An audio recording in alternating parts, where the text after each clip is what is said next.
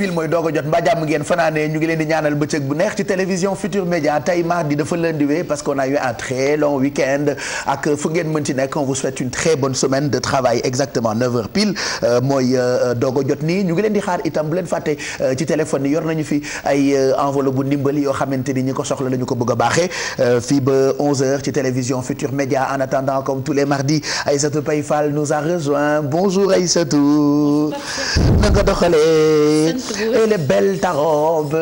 Merci beaucoup. Tu es super bien habillée. Bien. Tu me rappelles les hôtesses de l'air. Les femmes qui sont dans les airs. Tu me rappelles ces femmes qui prennent l'air. Prendre l'air. Prendre l'air dans les airs. Avec les airs,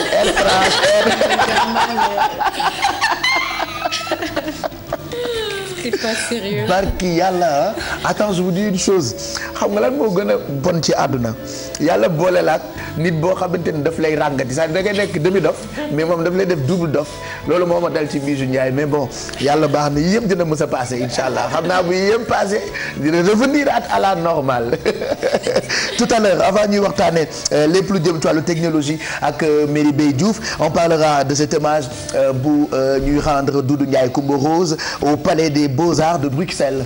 Voilà donc Palais des Beaux-Arts de Bruxelles. en partenariat ak doomu El Hadj doomu Doudou Ndiaye Rose. oui El Hadj Ndiaye Rose dañ ko bëgg sargal le 23 avril. au Palais des Beaux-Arts. Ouais. Comme tu l'as dit on va en reparler tout à l'heure. Voilà on en parle tout à l'heure parce que lui il a beaucoup fait ci wàllu culture il y a un livre que tu nous présenteras. Oui. On parlera aussi peinture. di ngeen am tam agenda culturel bi ça vous permettra ngeen nekk au diapason de tout ce qui se passe côté culture fii ci Sénégal en attendant dañuy jàll ci pàcc bi nga xamante ni moom la ñu jagleel lépp lu jëm ci wàllu jumtukaayu xarala yu bees yi muy technologie alors avant que tu n'en parles j'ai envie de donner juste quelques conseils parce que j'ai vu sur internet gisaguma ko mu dal ñun dafa am lu ñu tàmm te dégg naa dafay gagner brancher téléphone di waxaale en même temps moi je le fais il y a beaucoup de gens qui font ça il paraît que baaxul benn yoon on n'a pas voulu vous montrer les images qu'on a reçues ci koo xamante ni dafa jël téléphone am branché ko surtout que léegi suñu téléphone yi dafa weñee dafa weñee je te jure ah et la fille dafa doon branché téléphone am di waxaale en même temps affaire bi explosé ci lakk fuyam yëpp quoi image yi dafa xaw a choc moo tax bëgguñu ko wone benn bande dessinée bu ñu créé actuellement dessin animé pour di ko partager sur réseaux sociaux yi pour mun a sensibiliser nit yi contre fléau boobu parce que image yi ngay gis ci nit bi mu dal réellement c'est trop choquant pour être partagé voilà donc dessin animé la ñu jël def ko pour partager ko pour nit yi mun ko gis ba nga xamante ne doo brancher sa téléphone di wuyu. Pape Cheikh c'est le même cas aussi avec soo jëlee sa téléphone parce que man dama koy def soo jëlee sa téléphone di fanaanoo ak moom c'est-à-dire tu le mets sous ton oreiller c'est aussi interdit parce que c'est la même réaction mën na jékki-jékki surchauffer lakk doo ko xam te am na ñu bëri ñu koy def man moom personnellement surtout que c'est les nouvelles technologies donc miin a guñu effet secondaire voilà exactement donc il y a beaucoup de dangers afférents à ça donc jël ko teg ko sa wet parce que am na ñoo xamante ne dañuy xool seen téléphone ba nu ñuy nelawee am ñoo xamante ne dañ koy def voilà am ñoo xamante ne dañ koy def alarme mais boo koy def nga teg ko ci table mu sore la tu vois moo gën mais bu ko def sa suufu oreiller wala sa wet c'est pas sûr parce que ci am naa ci ay xale yoo xam ne ñoom seen téléphone mooy seen jabar ñii jigéen ñi téléphone bi mooy seen jëkkër parce que moom la ñuy tëddandool quoi et c'est pas bien branché ko pare di ko utiliser baaxul. Ouais, c'est pas bien parce que on avait fait un sujet de bien-être je pense que c'était l'année dernière ñu joxe woon ay astuces yoo xamante ne c'était ça parce qu'on avait même donné les conseils plus terre à terre comme par exemple aux hommes qui ont les vestes qui sont les poches se trouvent seen côté gauche ñu fay jël di teg seen ay téléphone voilà. ay jigéen yu jël téléphone di ko dugal fii xam nga dafa am ñu ko tàmm. xaalis sax dañ koy dugal fii voilà côté gauche bi nga xamante ne dafay dem. yow ma doon nekk ku garaaw nga mosoon nañ ko fi def. yow sa daay bi man dama foogoon ni yëpp xamuloo ko. dañ ci sol dara nag. dëgg la de yow itam kenn mësul gis gis loolu. donc dafa nekk ay ondes négatives wala nocives xaw ma nu ñu koy waxee yoo xamante ne daf koy dégager. léegi rek dafay jàpp li nga xamante ne moom moo di soxal moo tax ñu doon joxe ay conseils même booy tëdd sax dafa am benn maanaam. distance sax parce que am na noo koy tegee tamit ondes yooyu muy def non seulement day tax da ngay amee insomnie tu dors pas beaucoup. te dafay troubler même ce sommeil. boo seetloo benn tic bu kiiyee rek. aussitôt da ngay jóg alors que normalement loolu warul ci woon fekk donc il faut vraiment éteindre les téléphones écouter voilà éviter les trucs très longtemps di ko teg ci téléphone yi di utiliser ay écouteurs toutes ces astuces là on en avait parlé de ça. oui je pense que il faut que ñu def ci enquête pour. boo xoolee loolu yëpp quand même kii defar téléphone bi bind na ko mais yow yàqamti nga jënd téléphone bu bees rek jël ko doo sax lire li nekk maanaam yi nekk ci notice yooyu yëpp bind nañ ko ci mais comme lu ñu wax léegi nii téléphone dafa bokk ci nouveau produit. ci objet yu ñuy consommer donc miinaguñu wala du ñu am alerte moytu danger yi. Cheikh les mamans seetlu yaay bu ci nekk sa doom bu la lakkale te bébé la nga jël téléphone bi jox ko mu nekk pendant des heures ci téléphone bi di ci foote onde yooyu ay onde négative la yu muy dégager dem ci xale bi loolu tamit dañ ko sóoraale. li si gën a métti mooy souvent bu fekkee am na produit bu bees bu ñu defar il faut ngeen ñu toog ay 10 ans 15 ans 20 ans def ay études pour xam vraiment lan mooy dal nit ci bu ñu koy utiliser c'est comme amiante bu ñu ko doon utiliser di tabax ay immeubles. finalement ñu dem découvrir que c'est cancérigène nit ñi ils étaient obligés de détruire immeubles yi am amiante yëpp donc tout le temps science noonu lay évoluer donc bu ñu koy utiliser nañu def attention. nañu moytu quoi on a même parlé aussi des cartes de recharge que nous utilisons di ko xoosee il paraît que mën na yàq dara. waaw il paraît que substance boobu aussi c'est des trucs cancérigènes comme on dit donc on évite. il faut gratter ak benn pièce de monnaie. voilà il faut faire attention aussi waaw il faut faire attention c'est-à-dire ceeb bu bëri sax boo ko dee consommé mën na la jox diabète aussi ceeb bu jën bu neex rek chaque jour day joxe diabète. tout excès est nuisible en fait. lu ëpp tuuru olof yaay da koo wax balaa France di ko wax waaye tubaab nag am na benn plat bu mu ñàkkal fayda muy ratatouille li tubaab di bëri fulla ratatouille moom fexe na ba tubaab bi ñàkkal ko fayda ratatouille daf may reetaan loo damay jooy ratatouille de non je te jure tubaab ak ni mu bëree fulla waaye ratatouille moom fexe na ba ñàkk fayda ci kanamam noo tuddee plat bi mu ne ratatouille c'est incroyable ak beneen bi bouillabaisse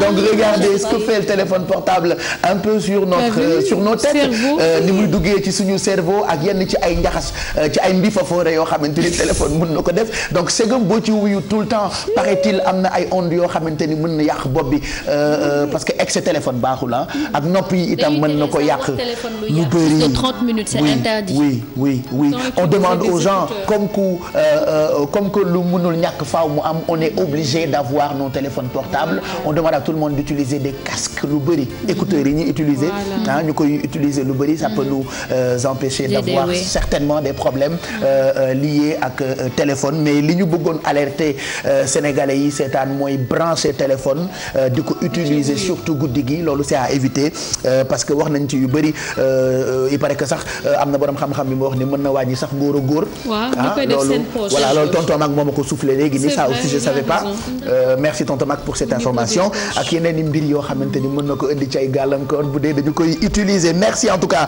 nous restons dans cette mouvance high-tech pour wax ci Internet. Non, pas Internet, plutôt les nouvelles technologies qui vont changer nos vies en 2016. Donc en fait dañu xool nekk 2016 tu sais chaque année en ce qui concerne la technologie dañuy essayer innover essayer apporter des choses tout ça pour mën a yombalal dund gi donc si 2016 bi j'ai sélectionné quelques éléments yoo xamante ne nii ñoom ñoo ñu mën a permettre ou ñoom ñoo ñu mën a dimbali pour ñu changer suñu vie voilà en fait quand je dis que c'est des nouvelles technologies qui changent nos vies c'est-à-dire que dépassé nañ stade du test là c'est la phase dugg magasin jaay voilà dugg magasin jaay voilà jënd voilà donc ça veut dire que existé na defar nañ ko testé nañ ko léegi dañ koy jaay et puis affaire dafa gaaw y a tellement de nouveaux produits ah oui ça n'attend pas c'est-à-dire ñoom produit bi ñu génnee tey année bi en 2017 voilà. Ils vont essayer de renouveler ça. Au début des années 90 je me rappelle à la télé defoon nañu ay reportages ci internet on demandait aux gens lan mooy internet les gens nit yi xamuñu ko internet mais xoolal léegi fi internet toll. voilà c'est incroyable. donc dañ daan dem ci ay cybercafé. voilà di dem di connecté caramel ñoom temps caramel ibi cybercafé jamonoy métti sakana on se déplaçait jusqu'en ville pour am une heure de temps ou connexion internet c'était un gros truc boo amee mail boo ko joxee buñ la ci yónnee ay message boo demee boo ko lire c'était un truc de fou mais affaire yi ni mu gaawee man daf ma jaaxal. c'est vrai effectivement mën nañu jaaxal mais soo xoolee adduna bi ni muy demee aussi c'est juste le cours normal des choses. mais après fan la ñu jëm est-ce que duñu jëm ci nga nekk France boo utiliser appareil mën a dugal sa loxo nuyoo Sénégal. boobu xaw ma nag mais daal xam naa ne. ci yi ma lay wax nii téléportation. xam naa ne ci information yi ma lay jox nii. yi ma nar a génne am na yu. en tout cas xam naa ne voilà donc je disais que information yi ma lay jox ni peut-être loolu xaw na ci nduru parce que la première information que je vais donner c'est la réalité virtuelle qui est enfin arrivée. Lu réalité virtuelle Google moo ñu koy définir nee na c'est une technique de communication homme-machine consistant à créer un monde sensoriel de synthèse dans lequel un individu peut évoluer et avec lequel il peut interagir le tout en temps réel. C'est-à-dire que li ñu doon gis ci film yi temps années 90 ñuy jugal suñu loxo ci interagir ak monde virtuel bi. Maintenant c'est possible. Ça s'appelle Oculus. Donc il y a 3 entreprises qui vont commercialiser ça parce que en fait réalité virtuelle day redéfinir la notion du réel. C'est-à-dire yow mën nañ nekk nii ñu am benn genre image 3D bu ñu mën a interagiral nii face to face. Par exemple là c'est la réalité. Comprendre nga mën nañ créer une sorte de réalité virtuelle benn genre bulle nii boo xamante ne c'est de homme à machine avec une machine. Comprendre nga dootul nekk comme ci film yi nga xam ne dañ koy imaginer léegi lu nga mën a dund la en vrai. Voilà et maintenant il y a 3 entreprises qui ont commercialisé ça te am na ci koo xamante ne moom 700 € la ko nar a jaayee ça va bientôt sortir vers juin comme ça la ñu wax. Il y a aussi dans le domaine de la photographie am na benn changement bu ñu am na benn changement aussi bu ñu bëgg a notifier. Tu sais que la photographie a été inventée en 1839. Donc depuis le principe de base même avec les appareils smartphones yu bees yi ça n'a pas changé c'est-à-dire da ngay jël sa pose taxaw ñu fixer objectif bi ci yow ñu photo mais léegi dañ ko bëgg a changer en fait dañ ko changer en 2016 dañu am nouveau type de boîtier. Ensuite appareil yi c'est à objectif multiple c'est-à-dire tu n'as plus besoin de prendre la pose yow mën nga dox di dem appareil photo bi di la jël te affaire bi dafay naturel c'est-à-dire dootul soxla un instant précis de ta personne. J'ai testé un truc avec mon téléphone portable nga photo wu enfin xaw ma nan laa ko mën a waxee après booy xoolaat affaire bi yow yaa ngi nekk nga ku figé ci photo bi. mais fi nga nekk day tourner. Effectivement c'est avec les nouveaux iPhone. Oui. Quand soo jëlee sa photo. je l'ai essayé une fois waaw. Photo bi dafay bouger avec mes téléphones. Tu vois comme dans le monde de Harry Potter quand les photos bougent. Oui. C'est un peu la même chose qu'on a sur le iPhone. Tu vois. Il faut télécharger ça. Voilà. Non, c'est dans le téléphone. bi ma demee États-Unis testé naa ko c'est-à-dire da ngay ñëw da ngay photo mais c'est quelques secondes par exemple yow le temps que ngay bouger def nii boo photo ba pare boo laalee photo bi da lay defaat ni da lay won ne yaa ngi bouger. Voilà donc maintenant nag loolu la ñu bëgg a changer surtout pour les photographes professionnels. D'accord. Un objectif qui ne nécessite plus de faire voilà exactement. Un objectif qui ne nécessite plus de faire un point avant de déclencher ça de su leen naan topp et surtout la démocratisation de la photo en 3D. boobu gën a toj. Mais bi lay gën a intéressé peut-être yow mi doon wax peut-être bu ñu eggee ci technologie bi loxo buy dugg fii mooy les voitures autonomes. C'est-à-dire on n'a plus besoin de dawal oto et ça existe déjà en Californie et au Nevada. Oui. Voilà. Et Google Car a totalisé plus de 3 millions de kilomètres parcourus par ces voitures là. te ay oto la yoo xamante ni ñooy dawal seen bopp voilà ñoom ñooy dawal seen bopp on n'a pas besoin de dawal leen léegi li ñu bëgg a améliorer pour 2017 c'est que boo naanee wala nga màndi oto yi mën la jël yóbbu la ba sa point d'arrivée sans pour autant que toi nga am accident. loolu la ñu. je veux dire même boo naanee man di dugg. oui di nga am looy laal je veux dire di nga dugg bés benn bouton wala dara. oui actuellement c'est ça. Oui. Mais ce qu'ils veulent faire pour 2017. Oui. C'est que boo mandiwee que la voiture sente que par exemple le taux d'alcool est élevé. Et qu'elle s'autodéclenche pour yóbbu la. Jusqu'à ton point loolu la ñu bëgg en fait indiwaat comme innovation. D'accord. Mais ça c'est déjà disponible ou c'est en prévision? Non, ça c'est en prévision pour 2017. Mais ce qui est disponible c'est la voiture autonome. sans personne. bi dawalal boppam ça j'ai une fois vu. Voilà, il y a aussi mais dafay am volant hein. waaw day am volant mais moom mooy dawal yow doo laal elle est autonome en fait. Il y a aussi la recharge sans fil qui enterre les chargeurs de téléphone. C'est-à-dire que loolu am na Starbucks. Ça existe déjà. Voilà, Starbucks commencé na ko def table de chargement sans fil.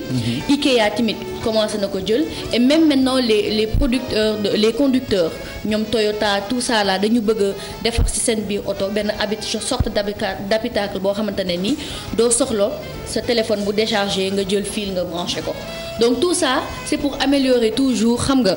suñu technologie c'est intéressant. et man bi ma gën a neex mooy USB bi. L'USB est mort, vive l'USB type C. Je m'explique. USB type C existe déjà parce que ñu ngi koy commencer créer dans les derniers MacBook yu bees yi créé nañ ko ci c'est-à-dire c'est 4 fois plus rapide. La vitesse maximale de transfert est de 10 gigabits par seconde et c'est un câble tout en un capable de faire fonctionner et de recharger à peu près n'importe quel appareil portable et d'agir comme un port vidéo tout en transférant les données. C'est-à-dire yow benn fonction lay am benn fonction A buy def sous multiple fonction B xaw ma nag mathématiciens yi dinañ ma get quoi su may wax. D'accord. Voilà donc tey loolaa leen indi woon. te loolu la leen indi woon en fait ci nouveauté technologie yoo xamante ne moo génn en 2016 ngeen bàyyi ci xel parce que c'est sûr que ça va arriver bientôt ici au Sénégal te bis bu arrivé tamit bu ñu ne kenn waxu leen ko woon parce que yeewu leen génneel na leen ko. Mais merci. ñu ngi lay gërëm bu baax Merry Diouf en tout cas c'est intéressant mardi prochain dañ ko accompagner ak quelques images pour ngeen gën a mën a gis yooyu parce que technologie moom dafa ni muy changer c'est vrai que voilà c'est vrai que explication rek yenn saa yi du doy. et puis nag bi may gën a énervé mooy marque téléphone yi sax yi dañuy génne benn léegi 3 mois après ñu génn waat beneen. non boo bëggee topp après beneen génn waat après beneen nouveauté yi doo si génn boo bëggee topp nouveauté yi doo si génn da ngay gore rek nga yem ci benn. ah oui da ngay gore rek nga yem ci benn ba instant boo bëgg a changer nga changer. après heureusement ba àdduna à chaque fois bu demee ba dox ba dara xew yi da ngay dem ba affaire bi xew woon daf ka bu ñëwaatee day tendance quoi yu xew yi c'est vrai ah c'est vrai oui léegi da ngay gis ku ko yore man daf may neex les anciens téléphones et tout mais il y a de gros téléphones noirs là que j'ai vu sama papa moom la am amul du smartphone c'est-à-dire il a toutes les fonctionnalités mais dégg naa boobu voilà mais dégg naa téléphone boobu même ku la bëgg a pister en fait en général gendarme yi moom la ñu am même ku la bëgg a pister pour xam parce que yii nous sommes pistables ñun mën nañu localiser fu ne mais téléphone boobu boo ko yoree kenn du la mën a localiser. D'accord, après je vous donne l'adresse de son papa pour enquêter. On va essayer de déterminer pourquoi il a ce téléphone là. Merci Merry Diouf ñu ngi lay gërëm bu baax je rappelle que mën ngeen amaat replay yu lii mu wax ci wàllu jumtukaayu xarala yu bees yi ci suñu site internet www.igfm.sn wala sax ci YouTube bi /TFM. Parlons à présent culture ak Aïssatou Paye Fall. Aïssatou très ravi comme tous les mardis nga wax ñu lépp loo xam ne xew na ci wàllu aada ak cosaan. On va démarrer par cet hommage qu'on rendra à Doudou Ndiaye Coumba Rose au Palais des Beaux-Arts de Bruxelles. Voilà donc Palais des Beaux-Arts de Bruxelles ak El Hadj Ndiaye Rose doomu Doudou Ndiaye Rose ñoom dañu jóg pour sargal Doudou Ndiaye Rose lan moo tax ñu nax ko def nag Palais des Beaux-Arts moo ne déjà daawoon na fa jouer te ñoom dañu ne bu ñu xamee sabar ak lépp lu wër sabar Doudou Ndiaye Rose moo tax. donc nag ñu bëgg def événement bu mag boobu sargal ko. ànd seeg ay artistes sénégalais yu mag a mag. donc ñoom Kumba Gawlo Seck ñoom DJ Awadi y a Carlou D y a le groupe Xalam 2 et il y a aussi d'autres artistes yoo xamante ne ñoom ñëpp bu boobaa daañu bokk ci spectacle bi ak doomu Doudou Ndiaye Rose bi et Inch'Allah ce sera le 23 avril au Palais des Beaux-Arts comme ni ko xamee c'est un haut lieu de culture boo xamante ne lu ne lañ fay def muy cinéma musique art plastique lu nekk donc le 23 avril daal mooy événement bu mag boo xamante ne je pense que kenn waru ko rater comme sargal bu mag la ñuy sargal koo xamante ne def na lu rëy ci wàllum culture fii ci Sénégal voilà donc il y avait un élément mais je pense qu'il y a un petit problème avec l'élément. C'est pour ça qu'on n'a pas diffusé mais je pense qu'on peut toujours suivre un tout petit peu de li ñuy dégg noonu. ñu déglu tuuti moom lu mu doon. fàttaliku Doudou Ndiaye Rose.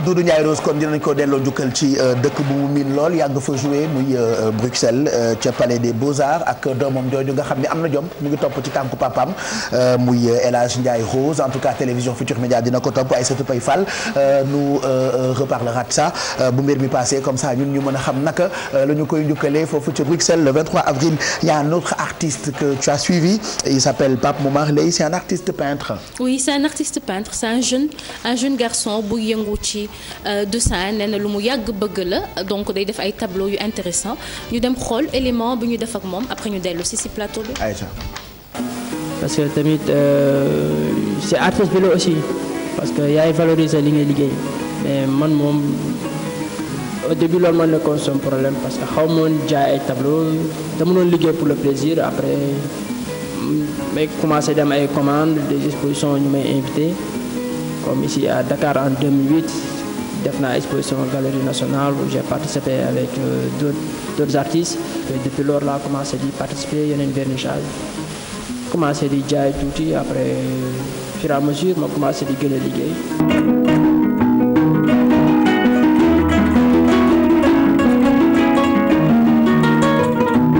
c'est art bi c'est laay dundee c'est laay comme on dit fii au Sénégal c'est laay gëstoo famille bi sama sœur yi sama frère yi quoi.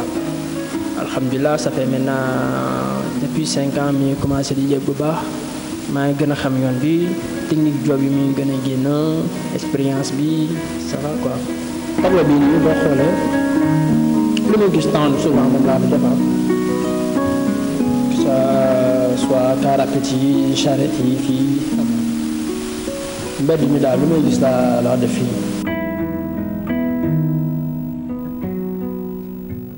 Il a beaucoup de talent cet artiste. mu ngi tudd Pape Momar Leye. Voilà il fait de belles choses. et man lan moo ma si neex en général les artistes ils disent que l'art ne fait pas vivre son homme. mais moom nee na day dundee aaram. ndax déjà voilà mi ngi jaay. il le faisait par amour avant mais nee na bu ñuy commencé def vernissage yeeg yooyu les gens ont apprécié ses tableaux et ils commencent à vendre ça te lim si jëlee daf siy dundee donc l'art fait quand même vivre son homme. voilà surtout que liggéeyu dessin yooyu ak tableau yi ñuy defar. boo dajeek ku yàlla baaxal mu xam ko bu ko jëndee rek nga kontaan donc on lui souhaite bonne chance pour li muy def livre bi nga ñuy présenté tey mu ngi nii c'est un livre qui s'appelle Yasmina Khadra c'est un Algérien c'est ça? Oui. Un ex-officier de l'armée algérienne. Les hirondelles de Kaboul. Voilà. Ak l'attentat, les sirènes de Bagdad. Voilà, c'est trois histoires qu'il a concentrées dans un seul livre. moo tax mu biblé. waaw d'accord. dafa tomé. kon nañ ko def tome 1 tome 2 tome 3. ci benn tome. waaw. ba koo tomé. moo xam naa ko ngéwéle la ci Algérie. xam nga ngéwél weesu li jël lu toll ak ñaar fukki histoire ak ñeent boole ko. def ko ci benn livre mu bible. ba tom-tom lekk. ba tom-tome ko. waaw kenn du yow. donc c'est 3 histoires dans un même livre ou sur un même livre. donc 2 de ces histoires ont été adaptées au cinéma. ci mel ne l'attentat ak les hirondelles de Kaboul. donc en fait day si ñetti histoire yëpp. il parle de la guerre au Moyen-Orient. li xew Irak li xew Kaboul. donc moom la jéem a def adapté si ay personnages yu xaw doy waar. c'est une histoire passionnante j'ai pas encore terminé gars. mais c'est un livre à lire c'est aux éditions Pocket. voilà Yasmina Khadra. voilà Yasmina Khadra je rappelle que yaa ngi tollu page 232 ah.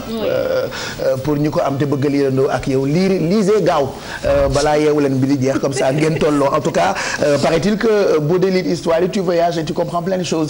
sur ce qui se passe ci dëkk yooyu noonu. ben c'est cool donc Yasmina Khadra histoire yaa ngoog les hirondelles de Kaboul l'attentat les sirènes de Bagdad on finit ak agenda culturel bi.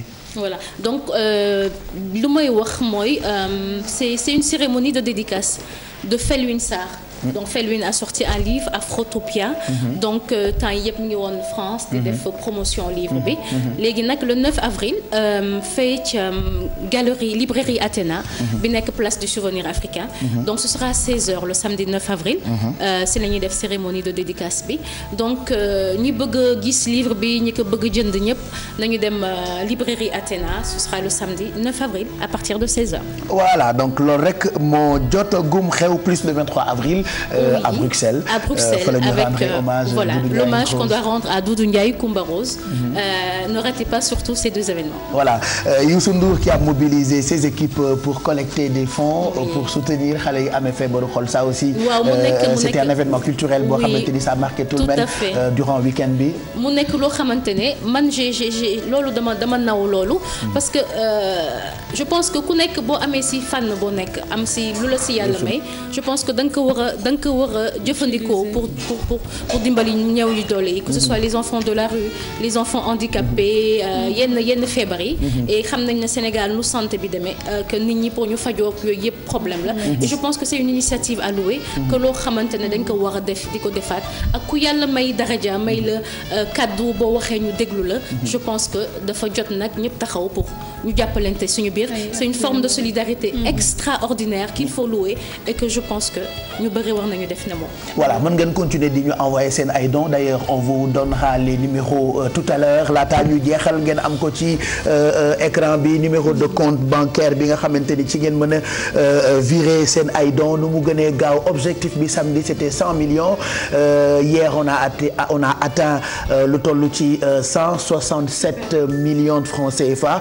donc démb on a changé d'avis ñu ne léegi objectif 200 millions quand même et je sais que mën nañu ko am fileeg tey bis bi di jeex profitez-en je pense que chacun ku nekk am na loo ci bëgg a wax waaw. tu as donné un chèque il paraît de 25 millions super j'étais trop contente.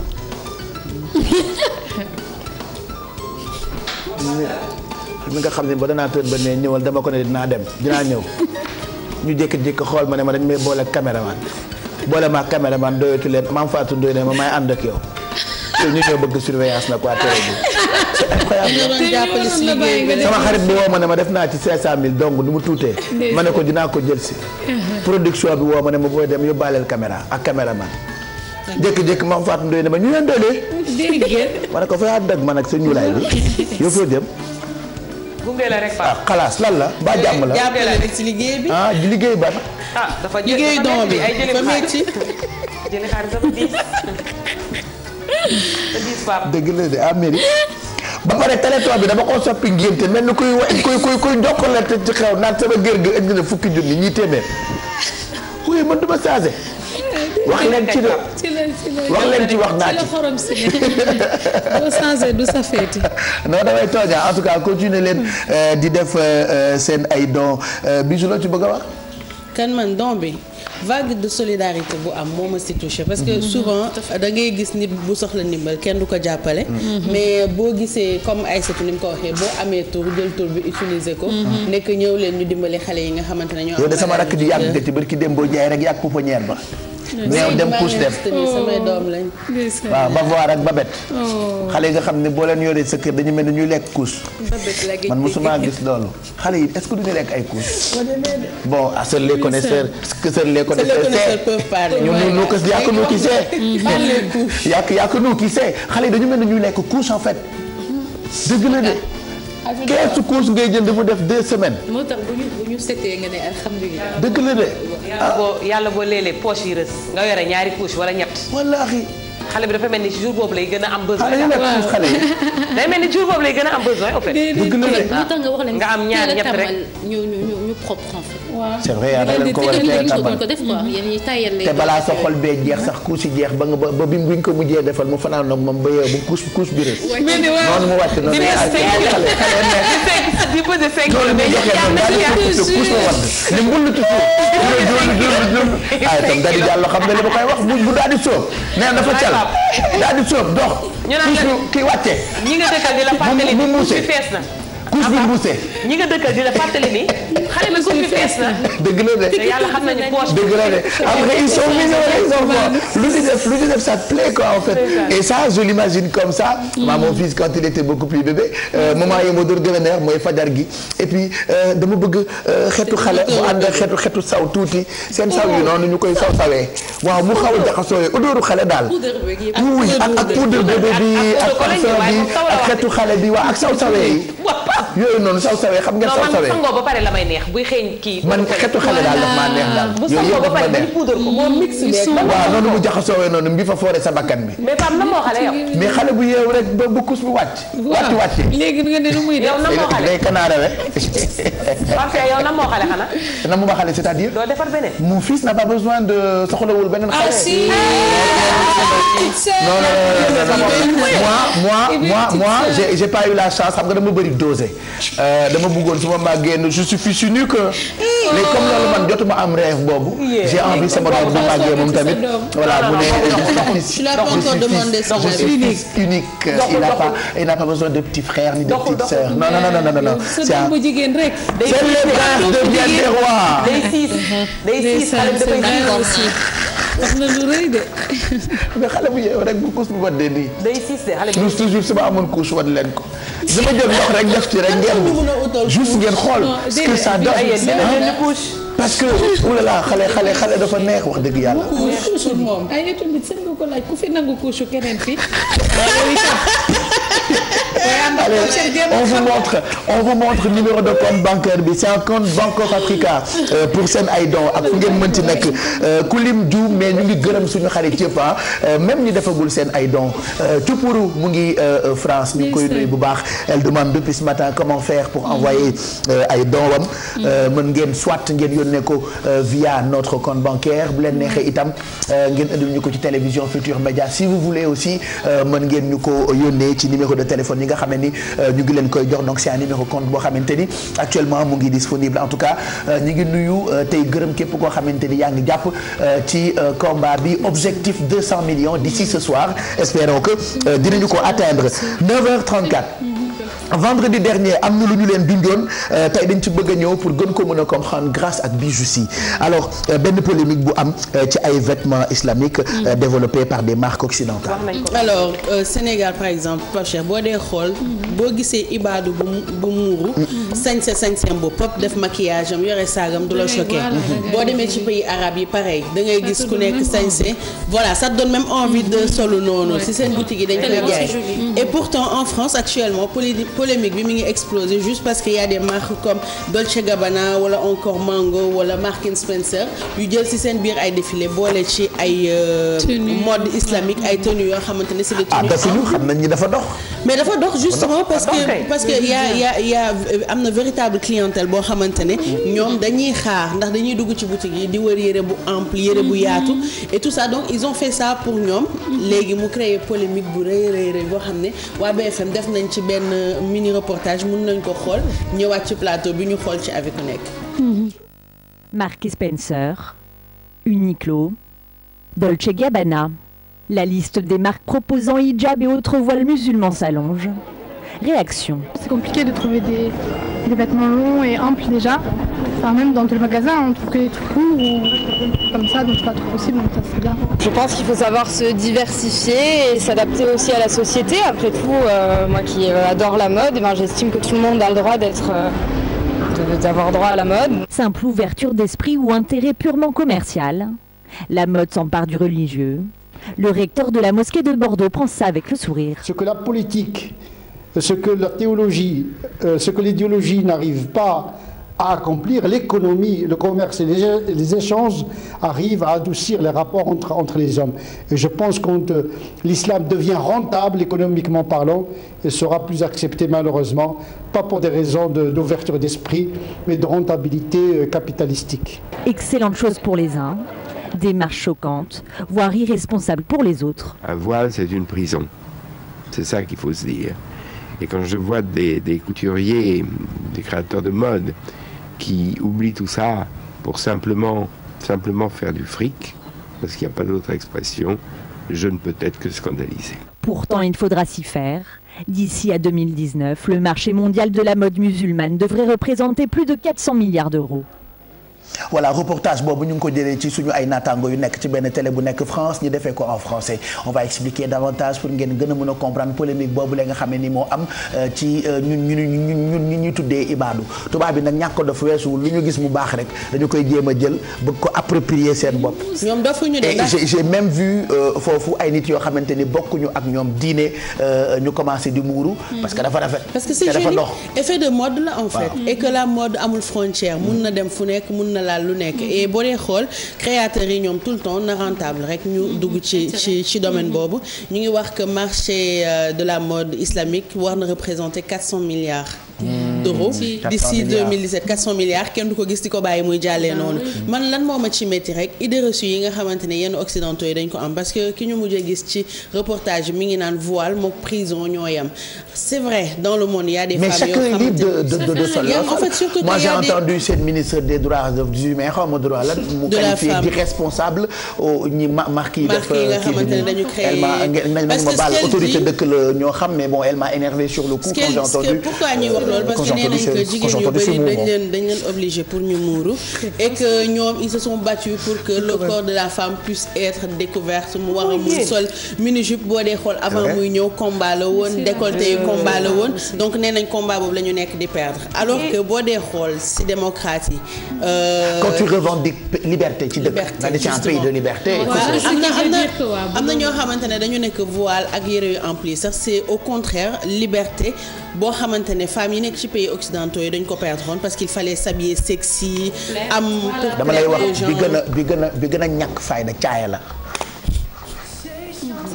xam nga yu dangi la ñu xewal xoolal tubéy ji ma sol rek xoolal pour te dire rek tubaab yi dañ ñu ngi ñuy bëgg a yàq li ma sol rek xam nga lii féexuma t'es pas libre jël ko ci kaw ba ci suuf ma wane waale sama tubéy féexuma féexuma maa ngi mouvement brusque yi sax xam nga féexuma tourné bu gaaw sa mënoo ko caaye nooy de mais boo solee caaye da ngay féex Pape léppay dégagé kon liberté bi ci ample bi la nekk man nga bëgg kon liberté bi ci lu ample la nekk intéressant na trop boo solee lu ample en fait tu es plus libre tu es libre parce que tu mais imaginez le grand boubou grand boubou rek bu wàcc grand boubou bu tombé rek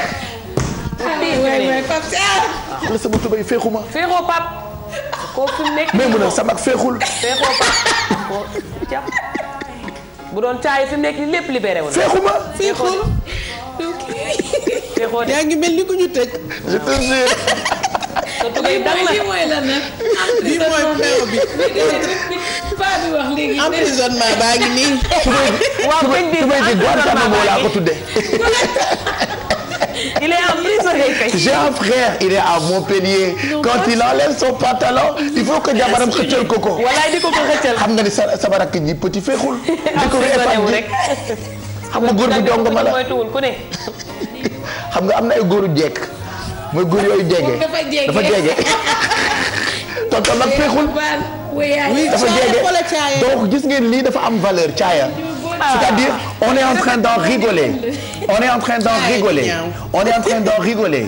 Mais defe naa Afrique defar nañu yëpp gis ngeen caaya da nga mel ni ku yóbbaale climatiseur.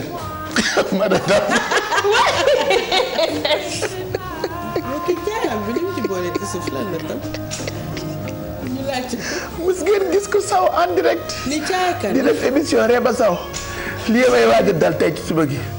kenn mësul gis loolu et je disais ñun ñu ngi koy reetaan mais da nga indi sujet bu am solo. aujourd'hui pendant que yére bu yiw doon loo xamante ni ñun mooy li ñu gënal mu ngi bëgg a jur polémique ci yenn dëkk yi nga xamante ni ñu on se dit souvent que c'est des pays de référence. alors de liberté voilà. De démocratie et boo dee xool Pape Cheikh polémique bi France la gën a explosé parce que au niveau de l'Angleterre. mode bi am na fa depuis quelques années. Les gens l'ont adopté dañuy jaay sax ay burkini ci boutique yi comme Marks & Spencer. dañuy jaay ay burkini mais ñoom ils l'ont accepté au niveau des États-Unis pareil ku ci nekk am nga sa liberté d'expression que ce soit par li ngay wax wala par li ngay sol mais France ci boppam ñoo bëgg débat sur le voile. ñoo bëgg débat là beneen visage yu débat sur le voile encore soulevé waat. ñi nekk pour ñi nekk contre mais je pense que chacun est libre de pouvoir s'habiller comme il veut. En parlant de burkini am nañ photo bi Pape Samba pour nga wane ko rek pour ñi nga xamante ne xamuñu lan mooy burkini mooy maillot de bain bi ñu defar pour ñi nga xam ne dañuy muuru. c'est ça ñu bëggee dem à la plage. te lii dafay yiw lii dafay nëbb sa cër yëpp bu dee bëgg nga dem plage même si voilà est-ce que ñoom ñëpp ñooy dem plage à voir mais doo muuru ba pare def 2 pièces. logiqueul de. ñu ne demoon nañ sorti gis ko mais c'était très bizarre. ku nekk bëgg nga dem plage quand même ku nekk bëgg nga dem fooy féexalee sa xol waaye du ñëpp bëgg seen ay cër di feeñ parce que yoon nangu ko quoi. c'est ça quoi mais bon en tout cas Sénégal c'est un pays de liberté si vous êtes mal accueilli ou mal traité dans certains pays n'hésitez surtout pas venez ici nous on accueille même les migrants. On accueille tout le monde donc en tout cas. même les détenus. fii moo raw Lesbos. de Guantanamo.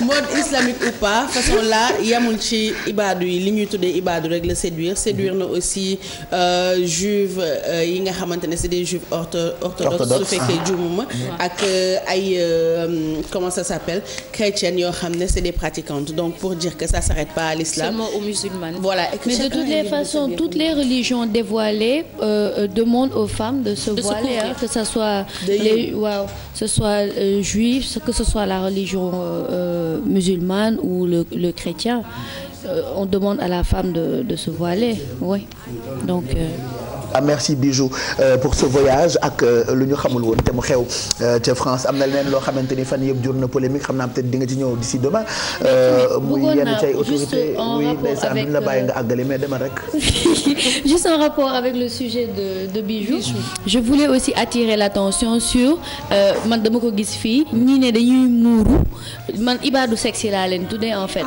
ñii ne dañuy muuru def voile hijab ba pare jël jean bu serré def ko jean déchiré sol benn haut bu toll fii. c'est un choix. non mais c'est pas question de choix. c'est-à-dire non elles sont libres. non oui elles sont libres ça par contre Mérie je suis pas d'accord avec toi lii nga sol yaa ngi nii sa pol loxo yaram yaa ngi feeñ. mais man je suis pas mu machallah. mais donc sa pol loxo yaram baa ngi feeñ sa bënu dënn baa ngi feeñ. c'est libre de non mais yow machallah. mais après leen yéen tamit. je suis pas d'accord avec elle là je suis pas d'accord avec toi. boo bëggee ñu def ko débat léegi boo bëggee léegi ñu soppi ko def ko tunkara bu 2STV bi léegi Sénégal ci kanam boo bëggee léegi ñu def ko man bu ma jëlee Bilal en tout cas la mode elle est universelle. mais c'est pas neex nga créer lu la neex. voilà imaginez la religion boobu par rapport à la religion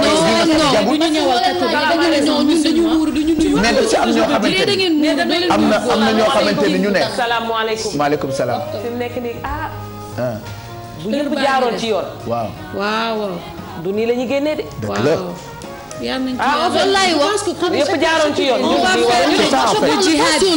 sur le terrain de la mode c'est-à-dire ñooñu bu dee dañu bëgg a créer seen mode bopp je suis d'accord mais boo leen laajee dañ leen naan non man Ibadou laa dama muuru du ma laaj du ma nuyu góor non attends c'est pas ça du loolu mooy muuru loolu du muuru bu dee effet de mode bu ñu bëgg truc bu dee effet de mode bu ñu bëgg lancer ok mais il faut dire aussi que voilà il faut assumer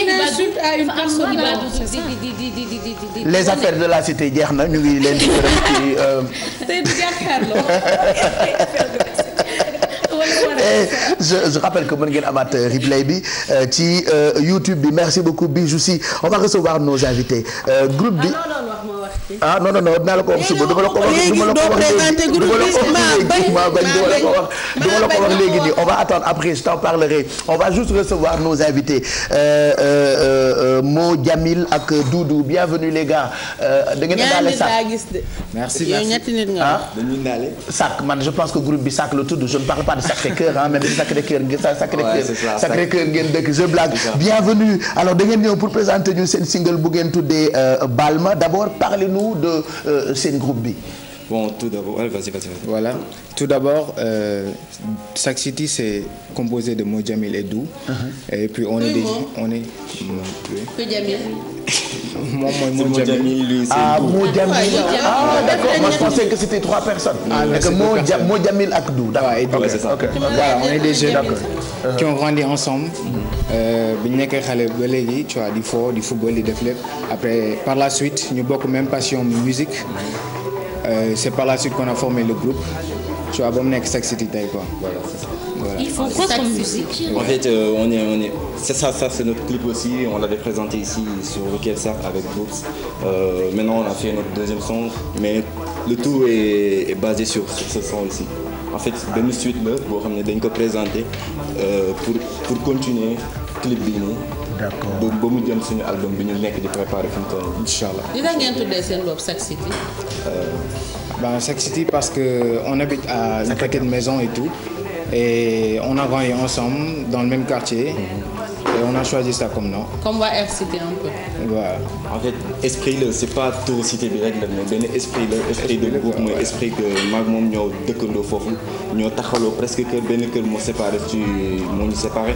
Du coup am na groupe yu bëri da ngay gis kii fii koñ bii la dëkk kii dëkk koñ bële mais ñun ñaar ñu dem bokk koñ bokk taxaloo kër bu pare bokk lu ñu bëgg mu doon sacré mu fekk ñu Sacré-Cœur donc on s'est dit voilà on va faire notre Sac City. Style de musique bi ngeen def nan la tudd. On fait de la world music. World music. Voilà. Mais en plus ça c'est du rap mbalax on va dire aussi on va l'avouer. Rap mbalax la quoi. Je pense que mën nañu seetaan clip bi waaw comme ça ñu xool pour ñi ko xamul on les découvre Sac City.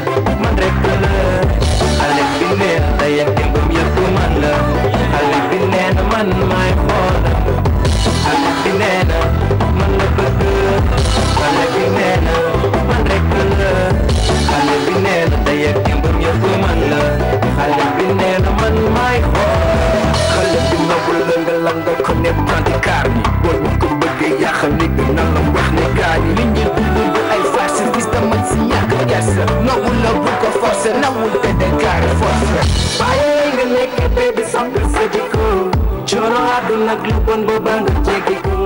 alors bi nag mooy xale bi nee na n'est-ce pas que mooy seen premier titre. waaw waaw c'est ça parce que bi mooy seen deuxième ah. parce que am na beneen bu ngeen def bu tudd Balma. C'est dommage que vidéo bi génnagul. on pourra mettre ça en sous-impression peut-être mais wax leen ñu fan la groupe bi jëm. Quels sont les projets, qu'est-ce que vous avez prévu de faire, je sais pas, génne album, def ay spectacle, wax ak fans yi et tout ça. waaw tout d'abord en ce moment ñu ngi nekk ci benn projet d'album son bi ñu ñëw présenté nii tey aujourd'hui ci la bokk. xam naa ne suite bi am na yenn spectacle yoo xam ne dinañ ko présenter biir Sacré-Cœur. def ko peut-être gratuitement sax pour gën a imprégner nit ñi ci groupe bi. parce que au fait ça fait 2 ans que ñun ñu ngi nekk ci move bi am nañ benn visibilité boo xam ne ça va quoi. mais en ce moment dañu bëgg atteindre plus de monde defaat yeneen clip. génne ko wane nit ñi ne Sac City am na potentiel pour génne album et tout quoi. voilà yéen ñaar ñëpp ay artistes ngeen woon non racontez-nous un peu seen histoire ak musique da ngeen ci dugg noonu occasionnellement wala yéen ñaar ñi vous vous êtes rendu compte que ku nekk am na talent qu'est-ce qui s'est passé ba Sac City juddu. voilà on a formé le groupe tout naturellement. tout naturellement dañu tu vois nekk ay boy ku nekk sa néeg di fo. nekk ay boy Sacré-Cœur quoi. voilà. am Sénégal dañoo bëgg appartenance de quartier wala waa Grand Dakar. voilà ku nekk yor sa ay boy Pikine lañu. ñu waa PA lañu quoi. waaye gars yi man ma jóge Fass. affaire d'appartenance de quartier. non c'est bien en fait Sacré-Cœur aussi je peux dire que ñun ñëpp dëkk juddoo ñu foofu. moi personnellement je suis né à Ziguinchor. donc j'ai fait le Sénégal dëkk na Richard Toll j'ai fait Rufisque donc mënu ma ne boy Sacré-Cœur là vraiment quoi. voilà après seen groupe bi. voilà ça. foofu nag la base bi ñëwee. foofu la dajee foofu la amour musique bi ñu am ni tey foofu la jógee et tout. très bien. non demee quoi en fait léegi comme li ma la ko waxee rek ñu ngi ci benn projet album comme ni mu ko waxee. projet album bi bon ñi ci liggéey bi mooy extrait bi quoi. il y aura d'autres et ce sera franchement dafay nekk diversité quoi parce que. tu vois ñun ay style de musique yu bari la ñuy kii quoi la ñuy def. ok je reste convaincu que vous êtes disponible ci réseaux sociaux yi Facebook ak yooyu. pour fans yi ak affaire yi gars yi ñu ngi consommer am ngeen ay fans ak yooyu. waaw ñu ngi consommer parce que seen fans club bi mu ngi Sacré-Cœur non. waaw en ce moment on est en train de finaliser ça. ñoom ñu gën a xamante seen biir et tout. parce que depuis je veux dire que clip bi nii affaire bi dafa gën a yokk. très bien parce que des chaînes internationales dañu jëloon clip bi nii di ko teg. je sais pas si vous pouvez dire le nom de. Vas-y. Black qui est sur le bouquet. Moi je suis sur D8 et en même temps je suis là. Il y a pas le feu. Je gère après. Je vais gérer après à Paris. Voilà, non, vous inquiétez pas. Donc c'est passé sur D-Black, c'était en mode coup de cœur et tout. Donc mu gën ñu may visibilité, ça a boosté les vues sur YouTube et tout. Nit ñi gën ñoo gis aimer le style qu'on fait là. Et on s'est dit voilà, on va continuer comme ça dans cette lancée.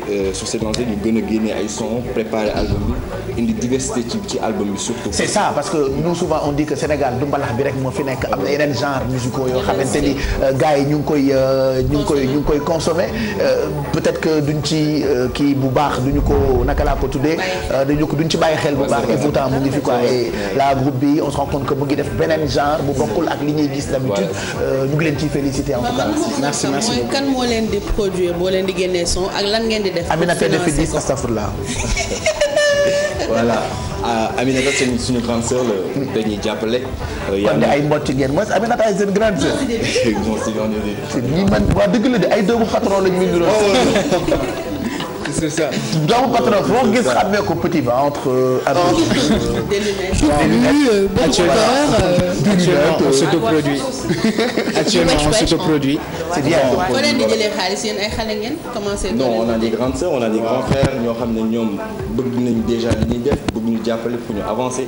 du coup ñoom dañ ciy jàpp def ci seen kéem lay kattan comme ça ñun ñu gën a. la preuve Aminata nous a fatigué quand même c'est-à-dire bu ngeen ñëwuloon tey ci émission bi bu ñuy ñibbi dañu koy làqatu quoi elle nous fatigue depuis un moment elle nous a envoyé plus de 400 ci suñu ay téléphones portables moi j'étais obligé d'effacer certains sons même si seen son est là effacé après parce que elle nous fatigue depuis lors on vous félicite bonne chance dina metti mais heureusement ba gis nañu talent boo xamante ni moo ngi ci yéen là vous allez rester encore ba album bi génn ngeen doog a def ay spectacle.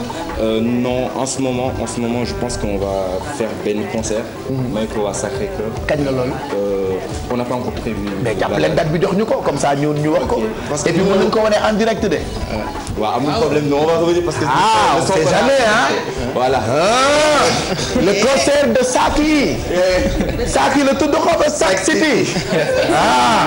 après bu ci deful leen publicité mesdames et messieurs Sac City. Sacré-Cœur. en direct. En dehors de la musique. Parce que vous êtes quand même relativement jeune. Vous faites quoi? Vous êtes en stage, des études. Non, on est ou des bien étudiants. vous êtes consacré exclusivement à la musique? Non, on est des étudiants. Vous êtes des étudiants. De quelle branche? Personnellement, moi, je suis un étudiant en 3e année. Actuellement, j'ai déjà ma licence en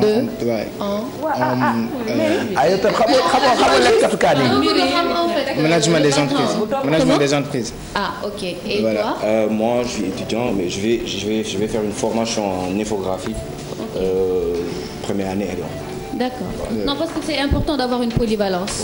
Voilà. C'est ça. Sinon.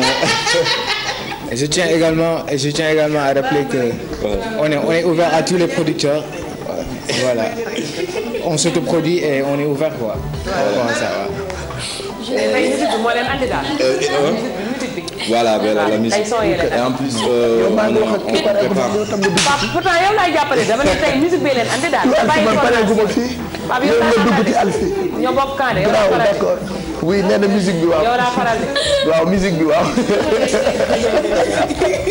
merci d'être passé de voir bonne chance revenez quand vous voulez ah. heure bu leen neexee ñëw leen. d'accord bonne chance voilà groupe bi mu ngi tudd Sac City seen woy bu bees mu ngi tudd Balma dinañu ko déglu certainement ci RFM surtout parce que vidéo bi génnagul et puis bu génnee ngeen am ko ci télévision Futur Média on va finir ak acte bu mujj bi ci yeewu leen bi partie bi balaa ñuy dem ci yeewu leen plus beeg Alfie Mamadou Mouhamed Ndiaye may leen seen tonton boobu taxaw xam na ngeen ko est-ce que xam na ngeen kooku tonton boobu ki mooy tonton Mouhamed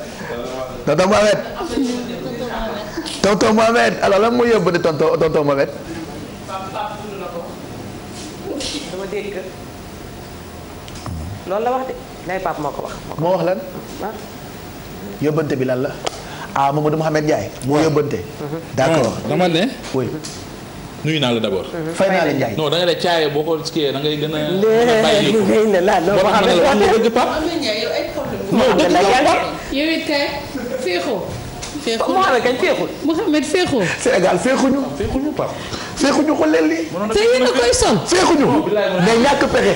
ngeen sol caaye yi nekk féexuñu xam nga bala nga gën a féexati sax seen i seere. dama taxaw.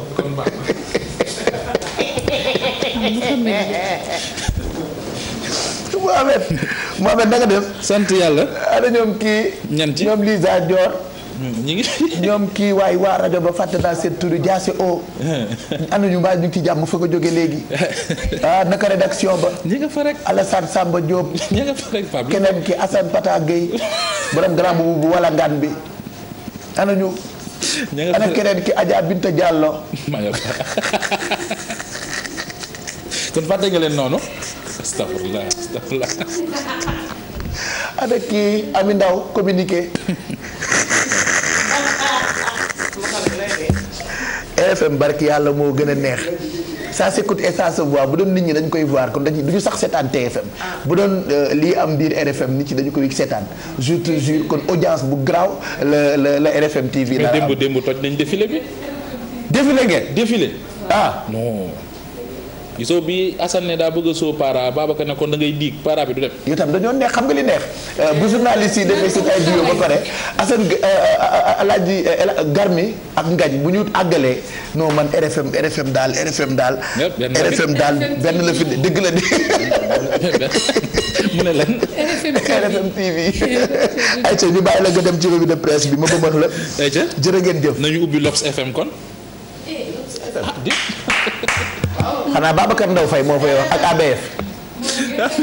comme ñoom it comme ñuy wax kay garaawul.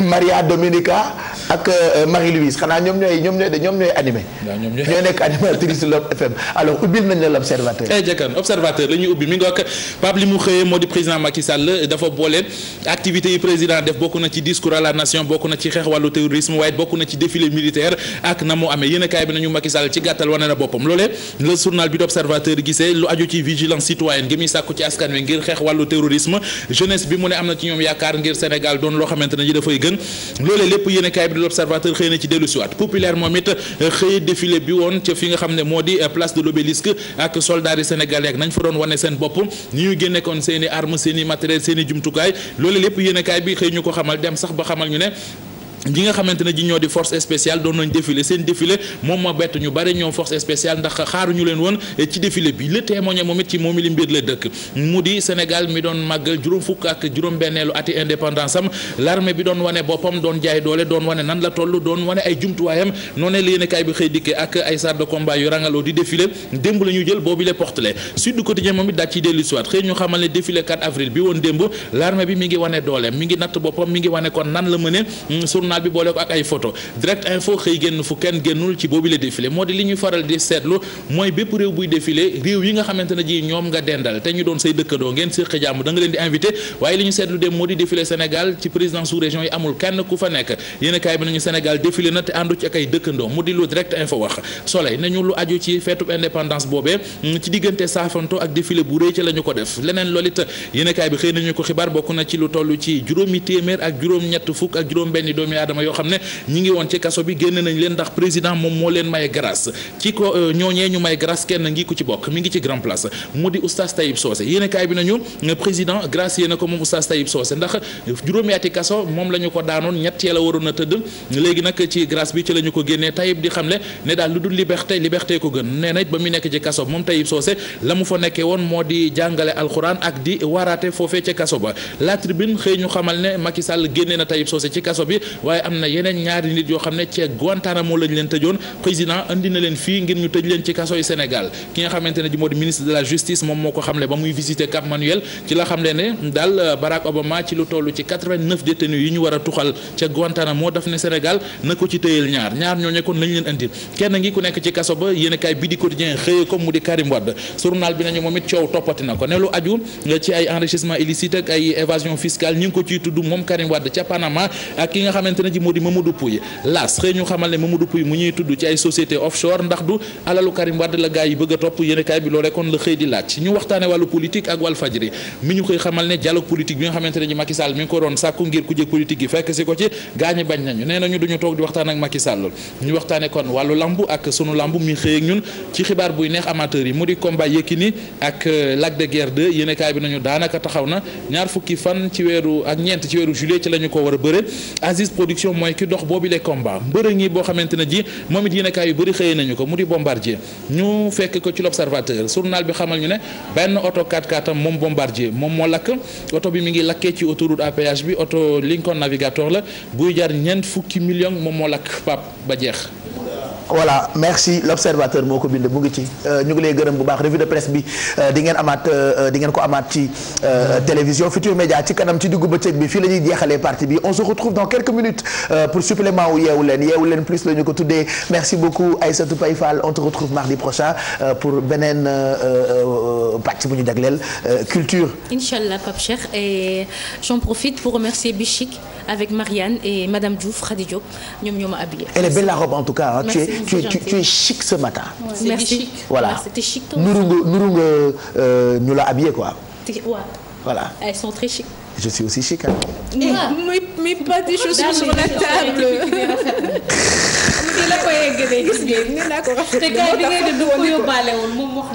J'aime bien ces chaussures. Ah, elles sont jolies. Mais tu peux quand même enlever tes chaussures de voilà sur le plateau. Oui. Et j'aime bien ta chemise aussi. Elle est trop belle. Ouais, j'ai vu. Ouh là là. Le noir lui va. Mes lunettes. Oui. Je te préfère sans les lunettes. Sinon je verrai rien. Mado, à demain. À demain. Merci à Nabou Création ci tenue indépendance moom ñu solal numéro de téléphone am di 639 12 21 et à demain. Merci Mado. On te retrouve mardi prochain Merry Bey Diouf. Oui, donc c'est ça, hein. Merci à tous et. non man dama bëgg a xam man lan laa la def. depuis mardi passé waaw taxawal foofu kay waaw dëgg ba mardi prochain rek. Oui, tu disais. Ouais, d'accord. Donc à mardi prochain pour encore plus de nouvelles tech et plus de nouvelles innovations. Voilà. Ben merci, grâce à toi dañuy xam high tech yi merci Bijou si ba suba bu soobee yàlla. Merci à demain et merci à Ndeye Koumba onglerie des VIP pour la coiffure. Son téléphone c'est le 77 397 82 82 et joyeuses noces de coton à nous. Pourquoi félicitations? C'était aujourd'hui, on était à Paris. du su tey la woon mais je raconte pas l'histoire daaw ci heure bi ci bis bi dañoo gonto fan la sax Bagnolet dem ca quartier ba waay fi ñu defee mariage ba te François yi c'était où encore dans le 19e délégation yi jóge Italie avec maman qui était très contente nous aussi on était très ravis de savoir enfin sama rakk ji génn na ci voilà heureusement aussi que mon frère Djibi très rapide bal day gaaw waa ji gaaw merci en tout cas pour comment tu as transformé ma petite sœur merci pour ça ñu ngi koy gërëm bu baax allez may mën a yow tam ñu ngi lay gërëm bu baax Guèye Bambalo on te retrouve mardi prochain bu soobee yàlla waaw jaru ko nañ la gërëm rek gërëm la rek gërëm sa partenaire yeeg ñëpp de toute façon on te voit on te retrouve mardi prochain pour lépp jëm ci wàllu koom Alfie dans quelques minutes on revient pour supplément wu Yeewu Leen on vous souhaite encore une très bonne semaine de travail.